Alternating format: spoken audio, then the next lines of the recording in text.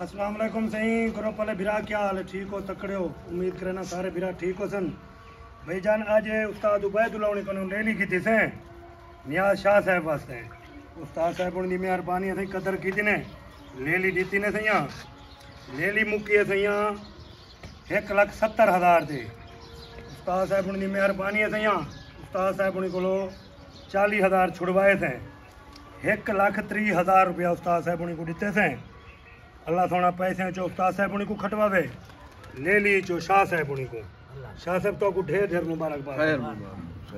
ये सारे दोस्त आए खड़े से यहाँ शौक शाह साहब उनके कट्ठे ले ली चामन वास्ते दुआ करे तो अल्लाह सोना शाह साहब उन को नफा देवे इंदे विचो अल्लाह से खटवावे मेहरबानी जींदे रहो सी खैर हुआ है बस।